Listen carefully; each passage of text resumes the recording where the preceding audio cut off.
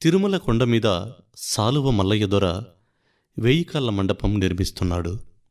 ఆ రోజుల్లో తిరుమల కొండ మీద పెద్దగా భక్తుల సంచారం ఉండేది కాదు. క్రూర మృగాలు, విషసర్పాలు, అడవి పందులు, వర్షాలు, చలి, దోమలు, విషజ్వరాలు, దొంగల బెడద అధికం.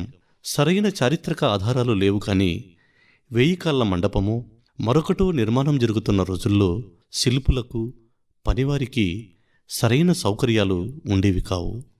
ఆ రోజుల్లో కొండ కింద చంద్రగిరి పట్టణం వైభవంగా వెలుగుతుండేది.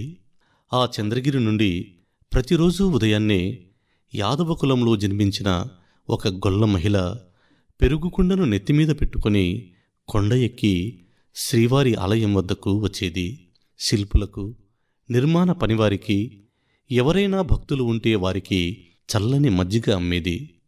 ఆ గొల్ల మహిళ ప్రతిరోజు శ్రీ వెంకటేశ్వరుడి దివ్య మంగళ రూపాన్ని భక్తితో దర్శించుకునేది. స్వామివారికి ఆలయాలు నిర్మిస్తున్న ఈ రాజులు ఎంత పుణ్యాత్ములో కదా అనుకునేది. వారంటే సొమ్ములున్న మహారాజులు.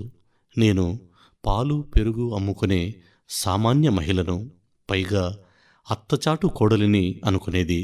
ఆమె ప్రతిరోజు అమ్మిన సొమ్ముకు అత్తకు లెక్క చెప్పాల్సి వచ్చేది.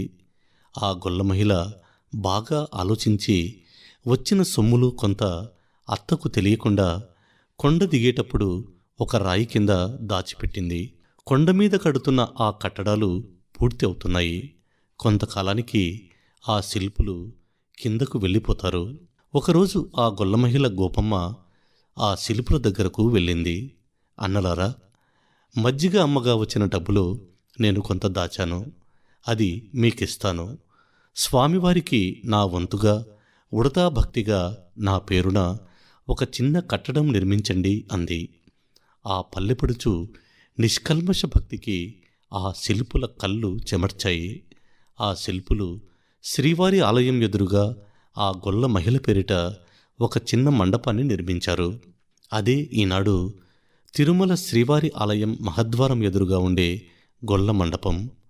600 సంవత్సరాలుగా శ్రీవారి ఆలయం ఎదురుగా సగర్వంగా నిలబడి ఉన్న ఆ గొల్ల మండపం తిరుమలలో యాదవ జాతి కీర్తిని చిరస్థాయిగా నిలబెట్టింది. ఈ ప్రాంతాలను పాలించిన యాదవరాజులు ఎందరో తిరుమల వెంకటేశ్వరునికి ఎన్నో రకాలుగా సేవలు చేశారు. శ్రీవారికి కూడా యాదవులంటే ఎంతో ప్రీతి. ఆ అమాయక గొల్ల మహిళ నిండైన భక్తికి శ్రీవారు ఎంత విలువ ఇచ్చారో చూడండి.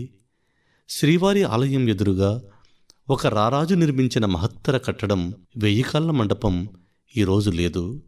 అడ్డంగా ఉందని అధికారులు కూల్చేశారు.